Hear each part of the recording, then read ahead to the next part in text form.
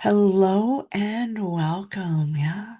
This week we're headed to Minnesota, switching up those kind of bright, vibrant colors of the past 2 weeks. And we're headed into more depth, more earthy, more maybe primary colors, if you will. So Blender, our Burgundy 757, Green 195, Gold 993, and Blue 555 is the Tombow colors that I'm using this week. And of course, any similar color or not that you're using in your medium. And my shading Prismacolors, I'm using that 1034, 1030, 1101, and 909. So any of the colors that are going to match whatever medium or color that you have to add some depth and shading. This week, just because I got stuck last week, I pulled both my dark gray and my light gray microns. And here is our string for this week. So Helen's going to walk us through that right now, and I'll see you back for tangles. This is our Minnesota state tile. We're going to start, as we always do, making a 3/16 border all the way around the square, around the tile.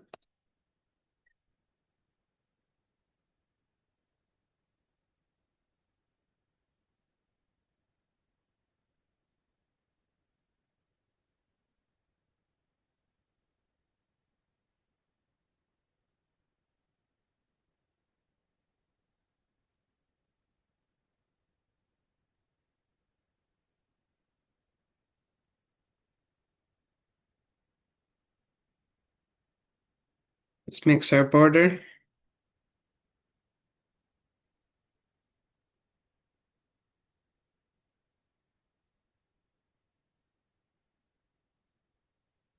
Now we're back to using eighths and sixteenths to measure here.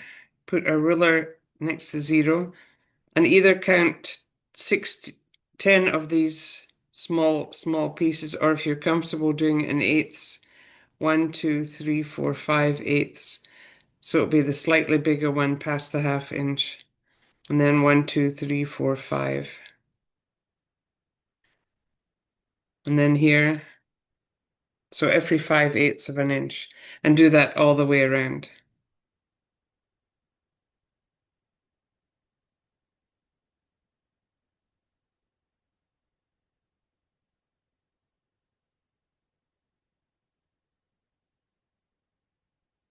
Every 5/8.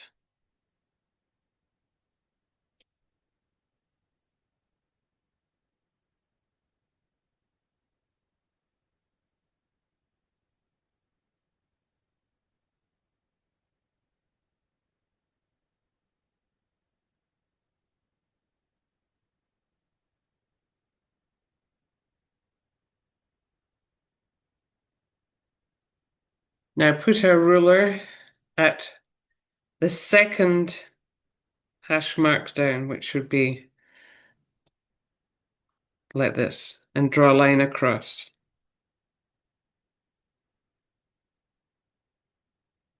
I'm trying to make it heavy enough for you to see, but don't make yours too dark because you want to be able to make it fade into the background. And do the same thing here. So we have a channel in the middle. And then rotate and do the same thing.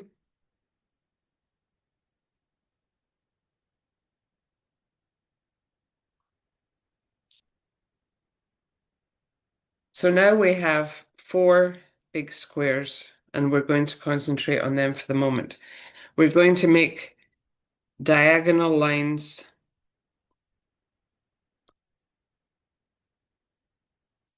through all of them, of just the big squares, not the small one.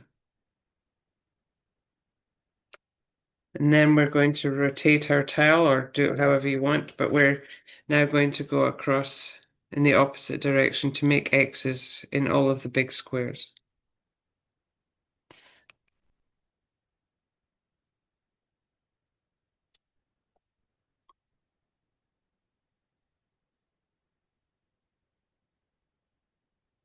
Now this is where it gets a little bit tricky.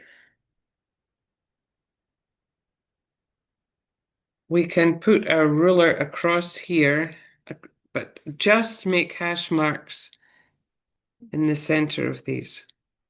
Not drawing a line, just make hash marks into the center of each of those rectangles. So two here, and then we're going to rotate and do the same thing. Put your ruler along the first line down, and just make hash marks in the middle.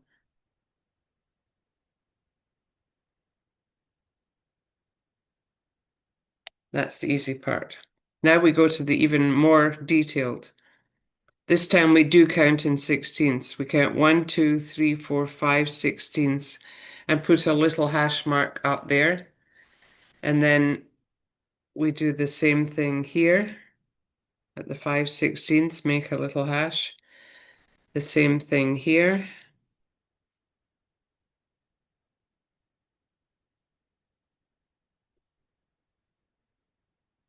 So all of these places need a little hash mark at 5 sixteenths.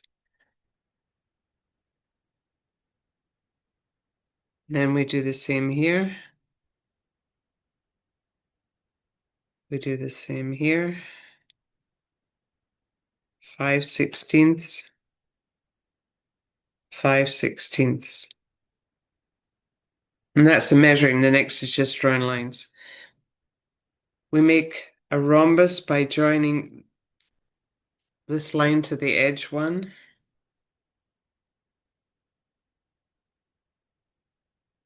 And then this mark to the one on the side. And this one. So we're making a diamond, if you want, if you will, here. And then we do the same thing here. Be careful to do it to the middle one in each side. It's a lot of conflicting lines here. Would make it easy to make mistakes.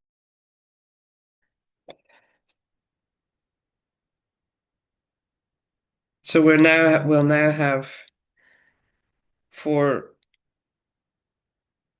of these diamonds in the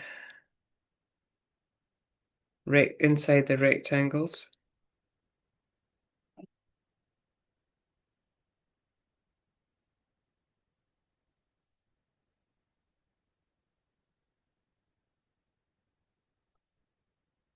Rotate your tile as you need to. You don't have to keep it in one direction.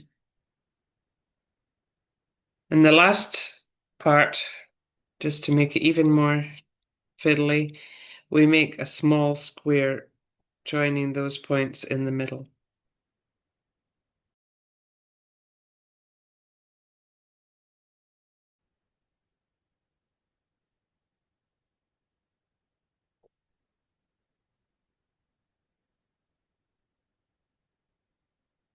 And this is our Minnesota square. All right, so we're all strung up. You should have a tile that looks similar-ish to this. And I will tell you that Helen opted for an easier option. This is the U.S. quilt books that we have been working with. This is their step out to the quilt design. So she found this style in the American Quilt Blocks. So this is what we opted for to keep it easier on the string, and also give us more space to work within to add those beautiful designs. So I'm just going ahead with my kneaded eraser that I've gotten nice and warm, and just dabbing up some of the depth of this string. Now, we're working with much darker colors this week, so I don't think we really need to worry too much about it, but just so that it doesn't take over our piece, I'm just going to take a moment to do that. All right. So I almost shifted this week and started with my palette, my blender palette, which is one of the original things that we used to add our coloring down. But then at the last minute, I shifted. Again, we've gone through several different coloring options.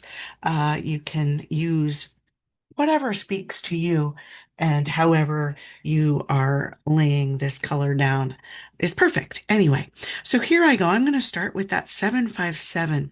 And in each one of these background triangles, I'm going to lay my palette. Now, before I start, I want to just say, please, please, please be mindful.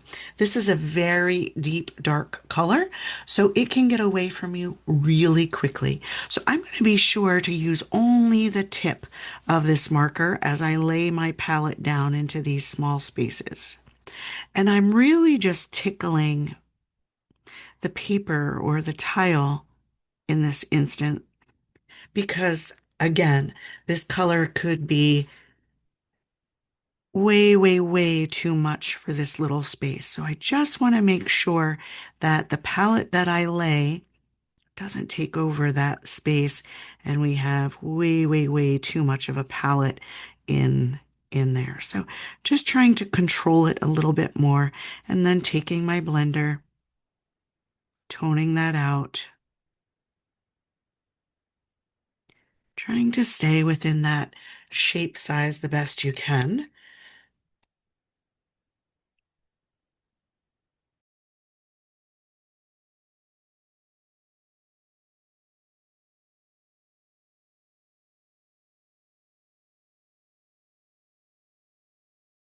Just try to control it and keep it within that space because remember, we're wanting to visualize each one of these pieces being a cut piece of fabric to create these quilts. All right, so while you add some color into these shapes, what can we learn about Minnesota? Well, interestingly enough, Minnesota is the state with the most nicknames that I've encountered so far. So it is the land of 10,000 lakes. It is the Gopher State. It's also known as the North Star State.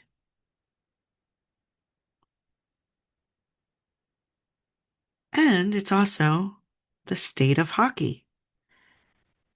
So I guess they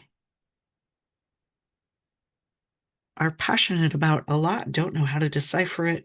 And so we have a state with a lot of nicknames. So that I found rather interesting because, again, it was the first time through this journey that I encountered multiples for one state. Also home to the Minnesota Vikings, the NFL football team, right? And why are they called the Minnesota Vikings? Well, Minnesota has a very deep rooted Scandinavian or Nordic heritage. So they wanted to honor that, but also the aggression and that tough winning attitude of a Viking is displayed on that football field every season, right? So they thought that was a great name. There's also a Viking tangle, which I thought would definitely find its way into this piece, but I just couldn't make it fit, so it didn't make the cut. That's okay. There's other fun facts that I was able to find tangles for Minnesota as well.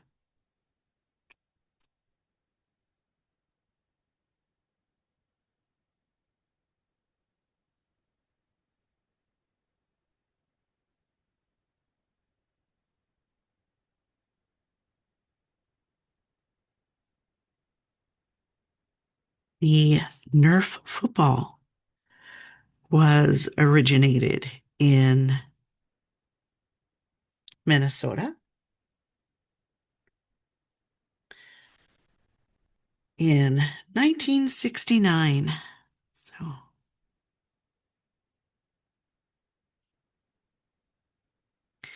thank you, Minnesota, for all of the Thanksgiving Nerf football games in our family.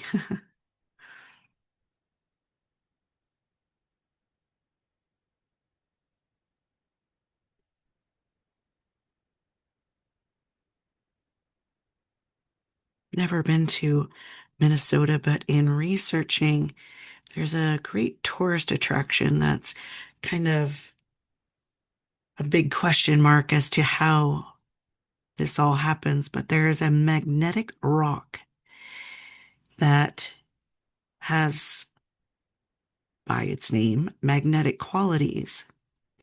And those properties interfere with compasses and such. So people have been known to get lost and get discombobulated around that magnetic rock area. So I didn't do much research further into the other than the fact that it's there and it is kind of a unique phenomena.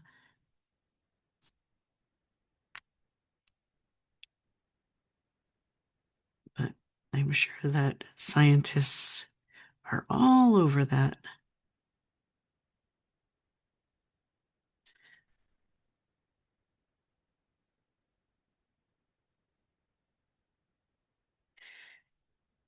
Minnesota is the largest population of gray wolves and bald eagles. We have quite a few bald eagles around us locally. Um, and a nesting pair just actually down the road from us. But the largest population found in Minnesota.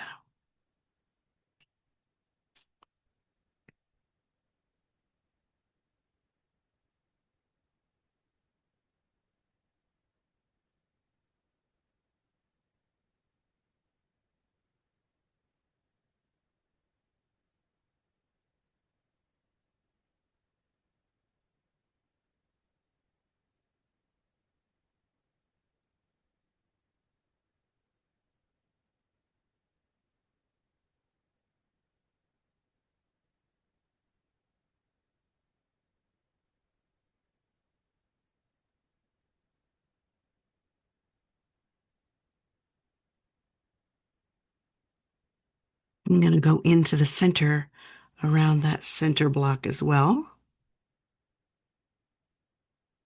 And I think that I have enough of a palette into the corners that I'm just going to go ahead and outline that inner square and use the palette on the outside to fill in the corners.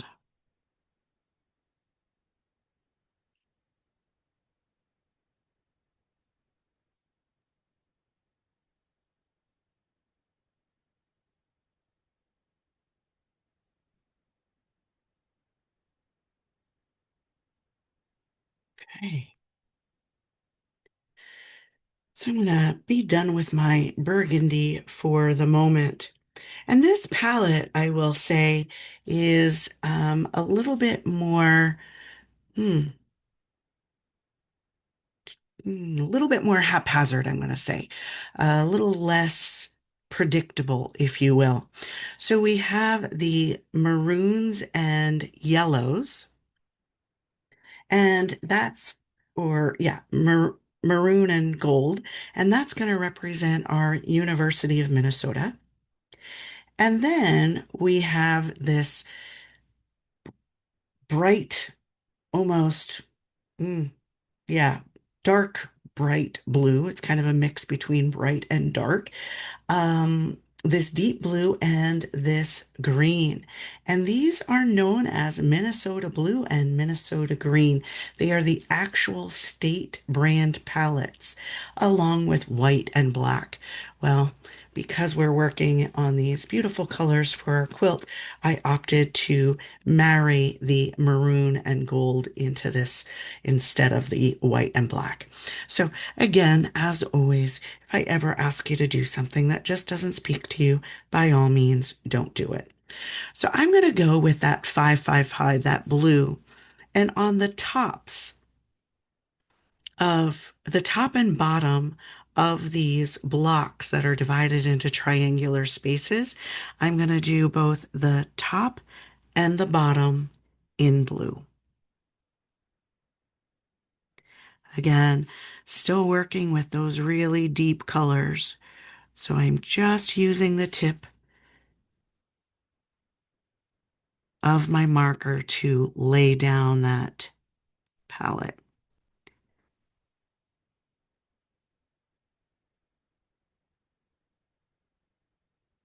I usually only do one section at a time. I just did two. We'll see how that works.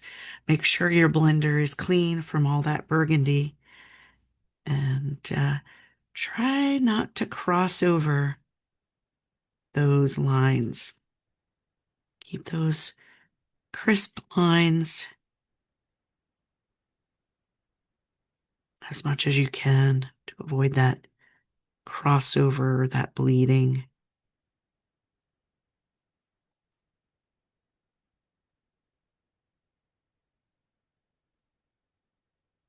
You can always add more to your palette, either directly onto the paper,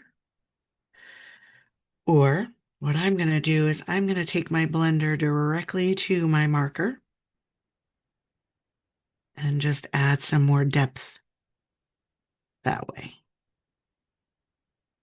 So now I know next time that I should be able to add maybe a little bit of a thicker palette.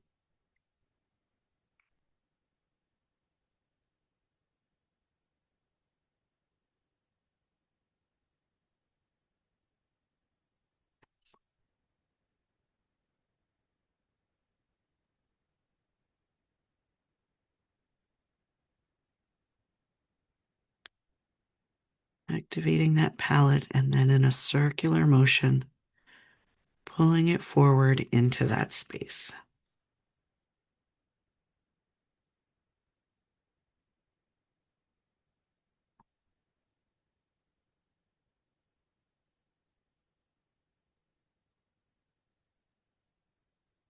Okay. So you have choices. You can allow your quilt to always face the same direction and still do the same top bottom, or you can shift your tile and allow those triangles to flip. And that's what I'm going to do. I'm going to turn my tile each time, still doing the top and bottom triangle, but the top and bottom triangle is moving as I move my tile, right?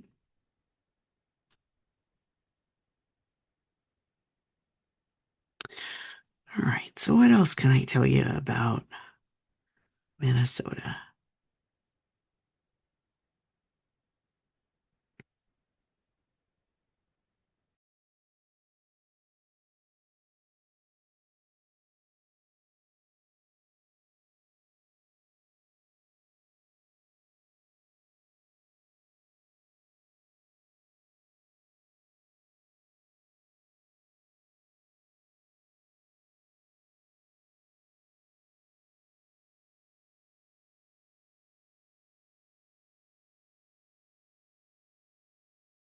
So, Ye Old Mill in Minnesota, it's located at the State Fair, is the oldest tunnel of love attraction or ride in the U.S.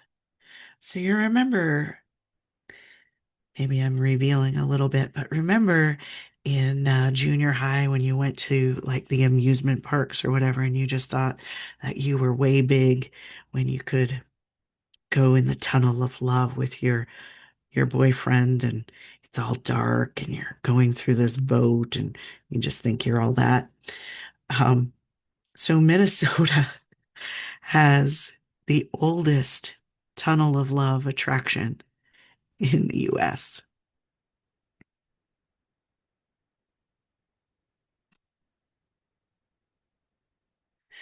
Again, flipping my tile so that that up and down triangle is shifting around my block.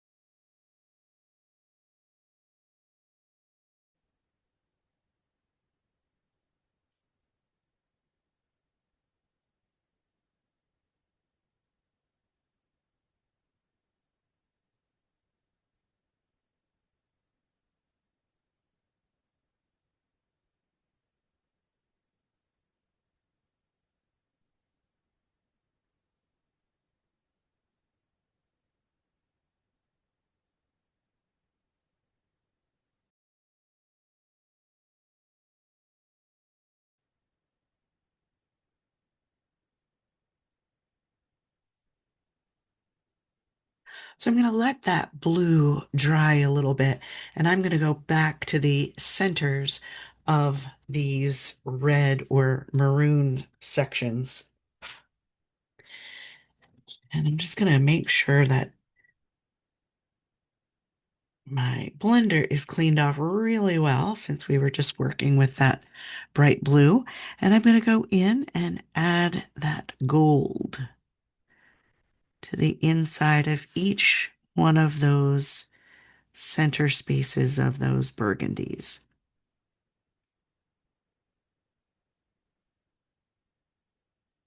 Making sure that blender's cleaned off. Circular motion. Toning down those harsh edges that we're laying, creating that highlight in the center, which is going to be helpful as we go through the process.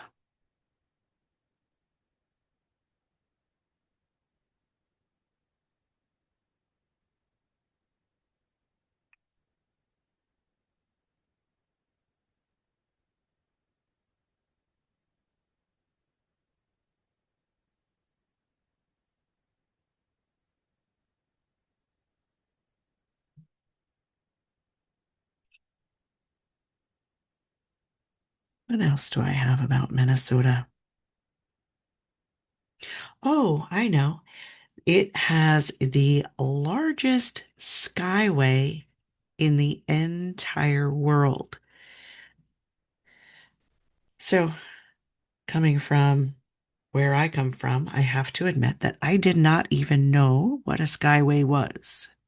So, after I Googled what a skyway was, I was uber impressed that Minnesota has the largest skyway in the world with 8 miles and 69 city blocks worth of connected mazes in the sky that allow you to go from one place to the next within 8 miles without ever touching the outside elements.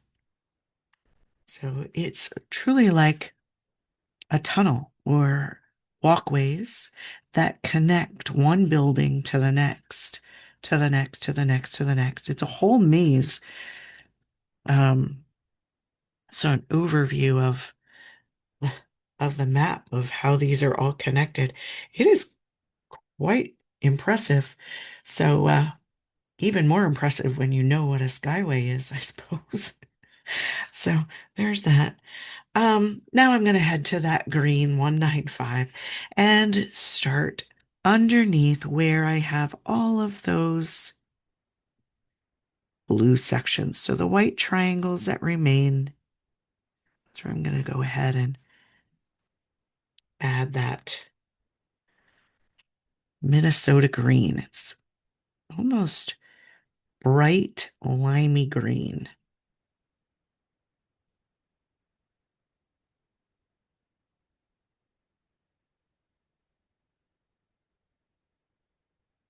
Minnesota just got a new state flag in 2024. I also thought that was rather interesting. I I didn't know that that happened. I thought a state flag was a state flag forever, kind of like, when you have school colors, your school colors stay your school colors forever. So I was intrigued to know that. So yeah, in 2024, they got a brand new flag. And in that new flag, it's just deep blues and a lighter blue and white, all kind of coming together, representing the sky and the water.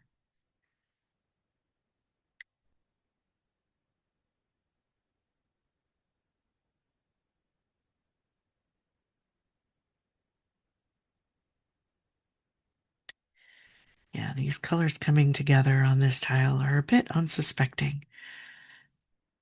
Um, but there's a reason, and it's part of the story of the tile, and they all have a reason why. So I rolled with it. I would probably have picked, a more maybe olivey green to fit better with that burgundy and gold, but honoring the colors, their state brand colors. I found the closest to what I could find.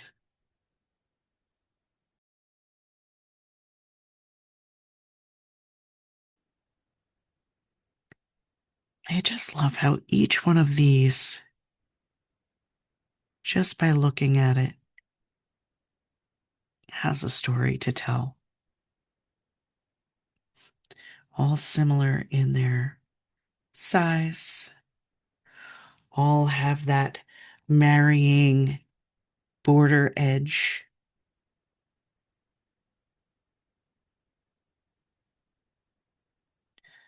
the colors, the tangles, the stories that unfold as we put these together. Such a treasured little journey we're on. And now that I can honestly say that I'm appreciating the journey again, it's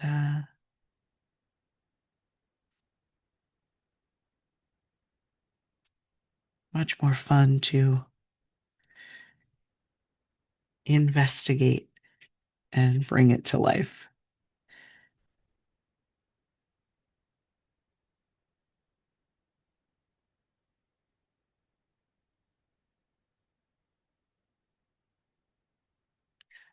Soon time for another photo with all of the quilts together, just to see how far we've come.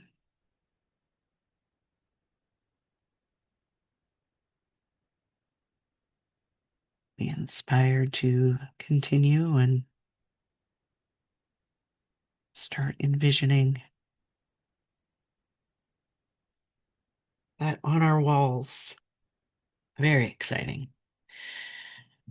Okay, so we are all colored up on the inside. It almost looks a little stained glassy this week. So I'm going to go to that center and bring out that yellow and burgundy, or yeah, um, from the center. So I'm going to choose to do my yellow direct to the long sections. And in the corners, I'm going to offer that burgundy.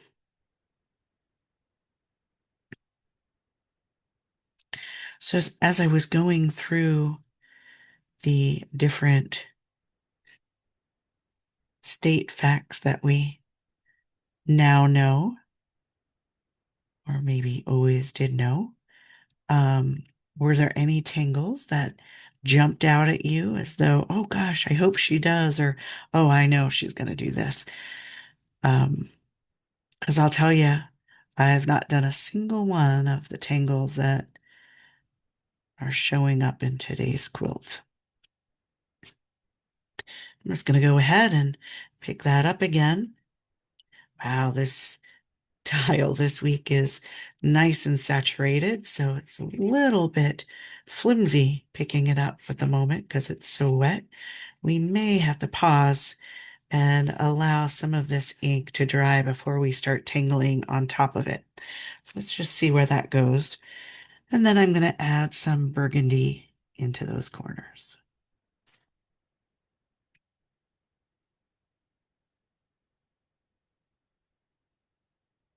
It's amazing how different the colors are when you go direct.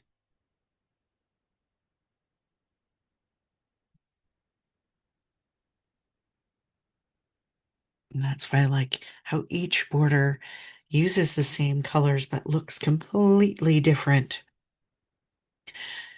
So I am going to pause this for a moment before we go to our tangles so that our ink has a better opportunity of staying in our fine lines instead of blossoming and blooming on this wet surface. So just go ahead and pause me and allow your tile to dry for just a few moments before we continue. Okay, so I think that my tile's pretty dry. So we're going to start adding our fine little details and creating our fabrics for this quilt. So I think I'm going to start in these yellow or gold spaces, and I'm going to start with my light gray. And I'll probably switch to my dark gray when I get to the blues and the greens, but we'll see where this goes. For now, I'm going to start with my light gray choices. You can choose however you want to proceed. And I'm going to add some board and see into these spaces. Now, board and see, how does that translate to anything that I just told you about Minnesota? Well, board and see translated in English is lake Constance. And although Constance is found in the Alps, I couldn't find any other tingles that related to the fact that Minnesota is the land of 10,000 lakes. So we're going to roll with board and sea. So board and sea starts with a scallop. Now, typically, this scallop would be a straight line. But because we're working inside of a diamond, I'm going to blow those scallops up to kind of fit my space. And I'm then going to mirror and add those seam scallops to the right.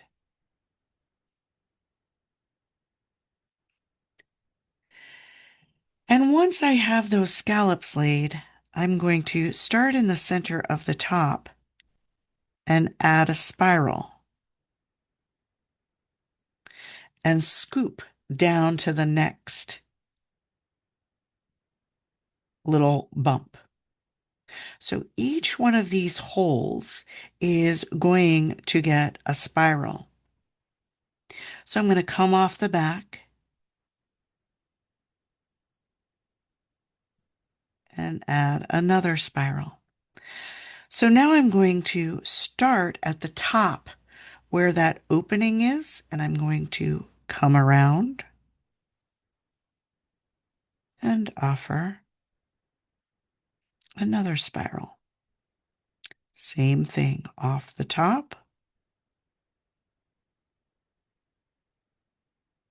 always coming back off the top and adding another spiral. So I'm going to do that in each one of those triangular shapes. So creating these bumps. And this time I'm going to try to stretch it out a little bit more so I have a bit more room to make sense of that spiral.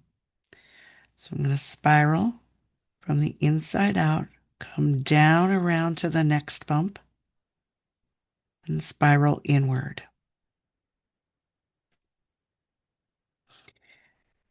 And then I'm going to connect off the top, spiral down and around into the center, filling that space. And then I'm going to come around the outside from the top. So you're always spiraling off the opposite side of what you did the first time.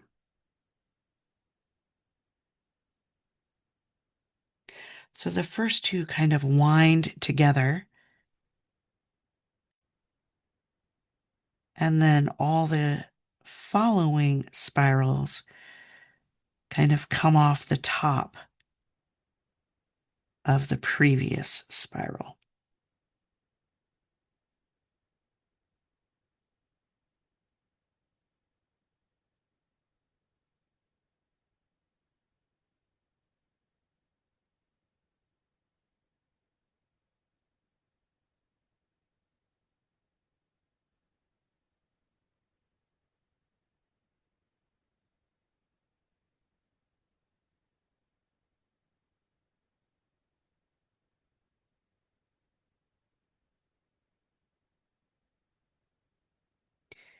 And it's okay if you fake it, if you just put a spiral inside of each one of these bumps. It's perfect. You don't have a lot of space to really be particular and won't be noticed, right? So just filling that space in with board and sea or Lake Constance.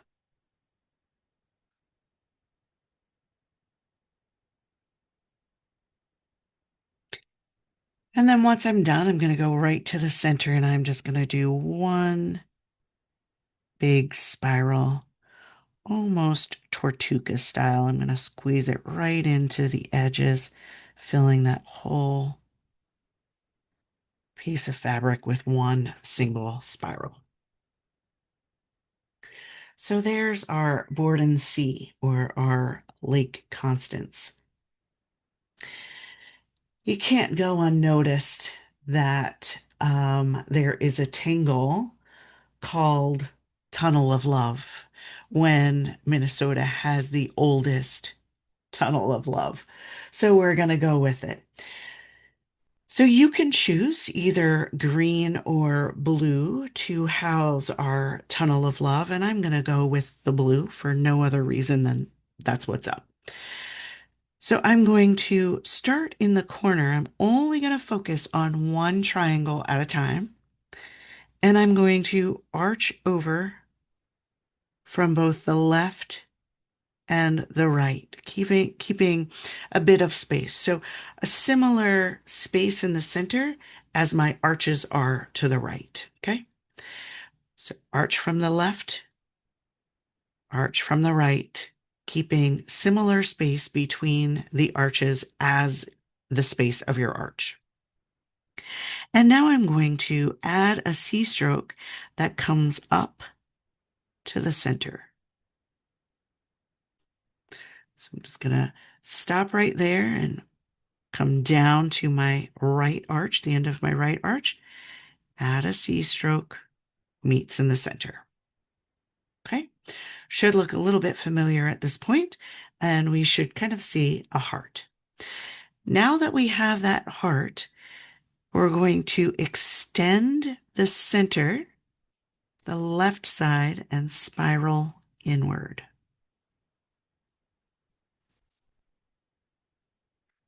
And now we're going to go to the bottom where our right side of our heart and our arch meet. So right here at this point, we're going to add another arch. Now they don't really meet in the center. I'm sure it doesn't matter if they do. That's totally fine. But I'm going to keep a little bit of space in there, and then we're going to create our tunnel. So on the right side, right above that spiral, we're just drawing lines to show that tunnel. So there's your tunnel of love. We're then going to go into these spaces that remain, kind of aura, and ink those in.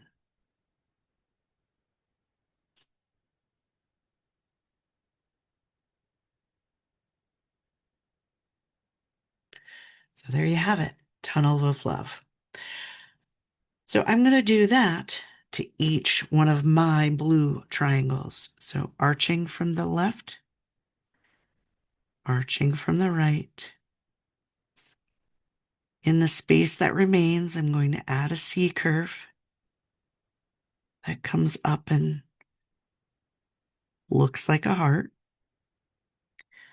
That left side line, I'm going to extend down the center, swirl around, and create a spiral. Where the right side of the heart and the arch on the right meet, I'm going to come up and add a spiral.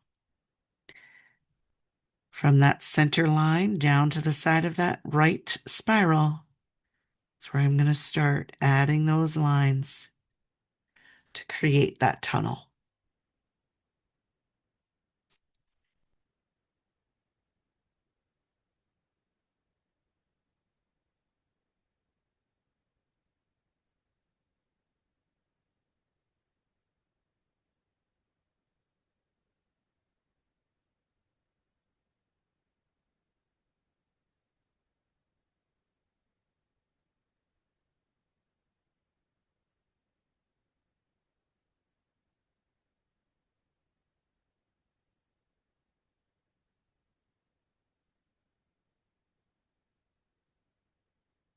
Forgot to add those little auras on the side of my last one. So I'm just going to go back,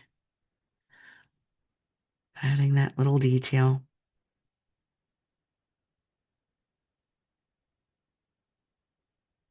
That little detail is actually part of the step out. I'm not just doing that to fill in space.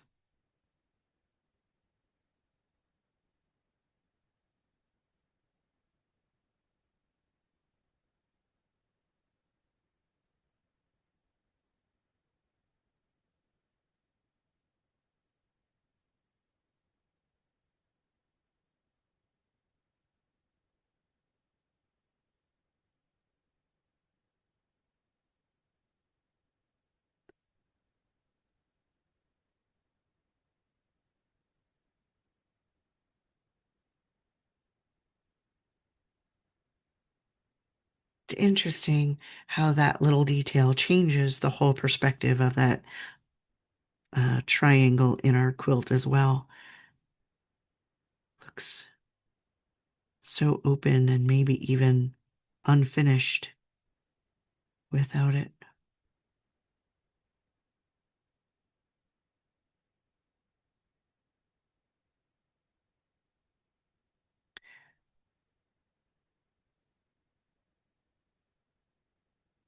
This is that point of our quilt where we're finally able to kind of find some mindfulness through that repetition. We know what we're supposed to be doing. We know the next steps. They just flow freely from our pen. So offer yourself that pause, that breath. Drop those shoulders down away from your ears and enjoy the moment.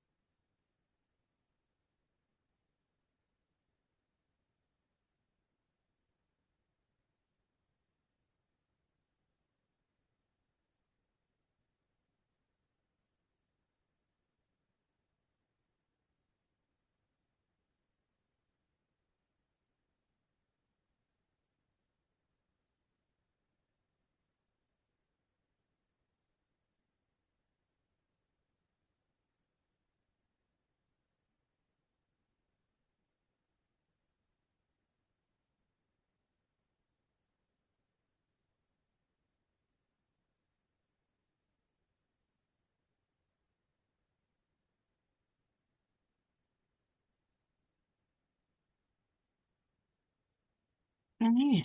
So there we have our tunnel of love. And I just realized that I never did change my pen for those darker spots, and I just used my light gray, and it worked out really well. So we have these green spaces left, and that's where we're going to add, or I am going to add that Nerfy in honor of where that Nerf football began.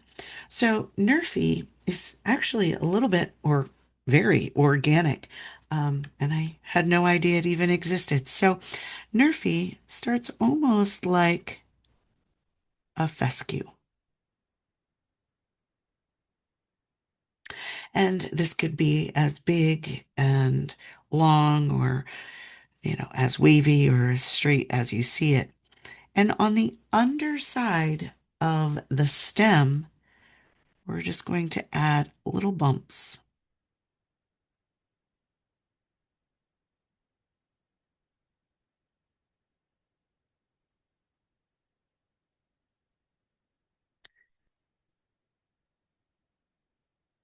And I'm just going to fill that space with three little Nerfy expressions just to kind of, again, create that fabric. Fill that space. You could do one stem of Nerfy.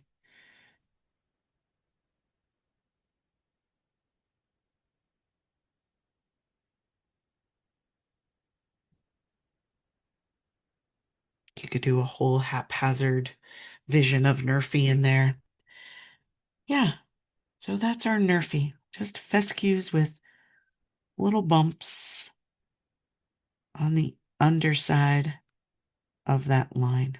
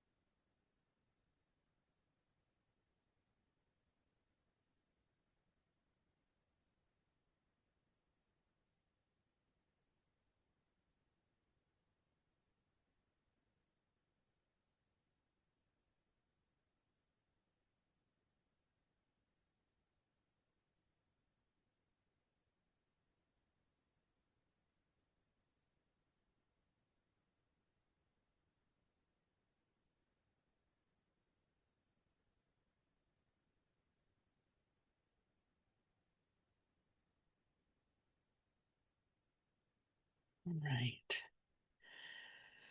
So there we are, Minnesota. We have our 10,000 Lakes, Tunnel of Love, and the origination of Nerf football. What we're going to do now is grab that dark gray and stitch every single one of these pieces together. That very mindful, short, staccato stitching of each one of these pieces of fabric being pen stitched together so that it's not just a Zia, it becomes our state quilt.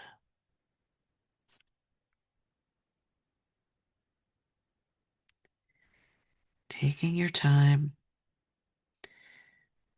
offering yourself that breath,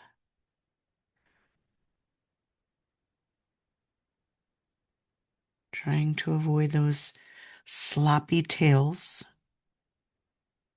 as those pen stitches come together, right?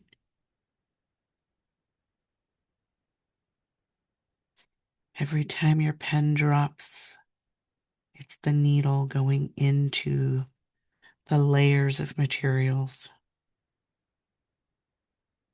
Every time your pen picks up, that's the thread coming out the other side.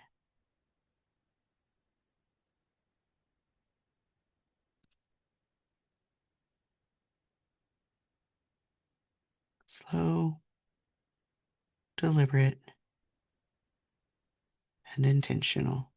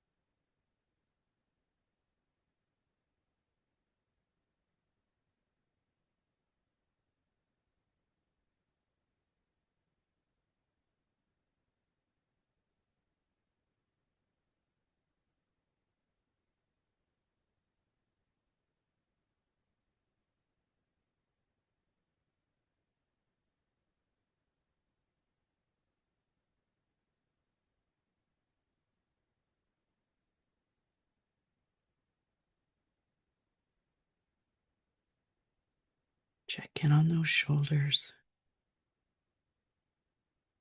Don't forget to breathe. It's a really good thing.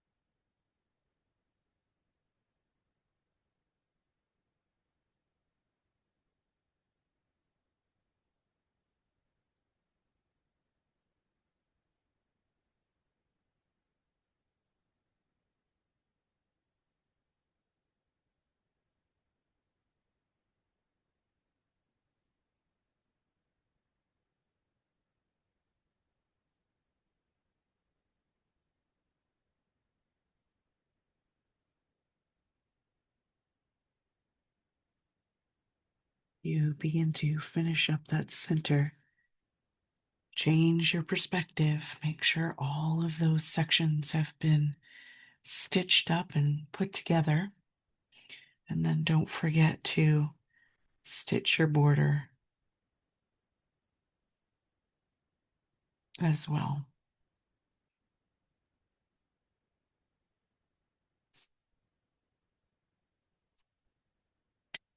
Without fail, as we change that perspective, after being so up close and personal for so long, focusing on each stroke as it comes out of your pen, those spots that we think have been completed will jump right out at you. So you don't forget about me. It's not until you pull your eyes away from what you've been working on so intently that those blank spaces jump.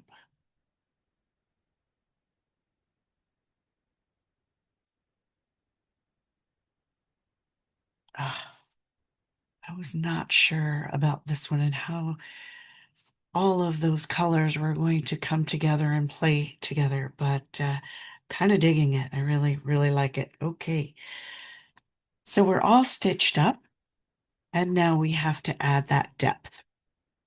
So I have my corresponding colored pencils, and I'm just going to go into each one of their relative spaces and add that shading, that depth, all around that stitching that we just took the time to intentionally lay and stitch these pieces up.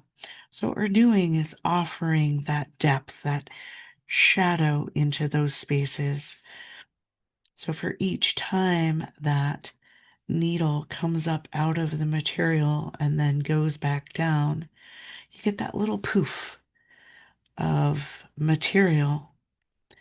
The poof is a highlight. The poof lands up on top, but those stitches create a depth or a shadow around that poof.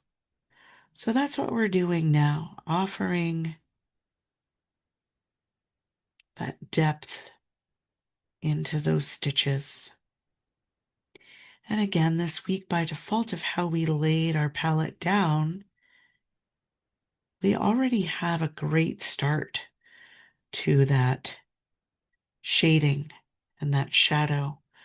But the colored pencil definitely adds a little something extra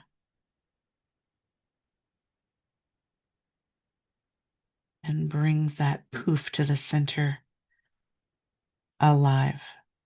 So tight circular motions, not back and forth, but tight circular motions kind of blend just past those stitch lines.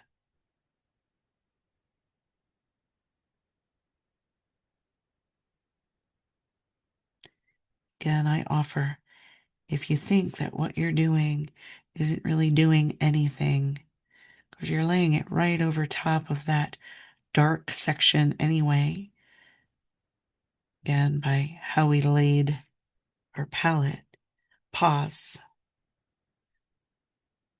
This is where I've been. This is where I've not been. See for yourself how that one simple detail that doesn't look like much as you're doing it, but when you lift your head, you can see the power of that simple little detail.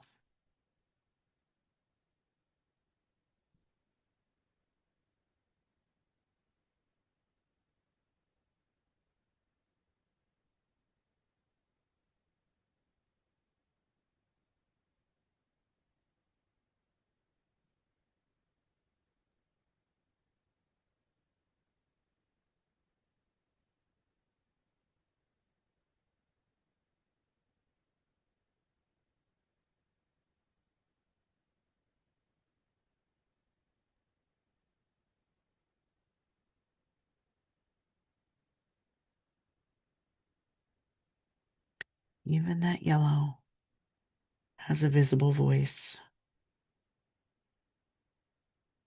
as you work your way around each patch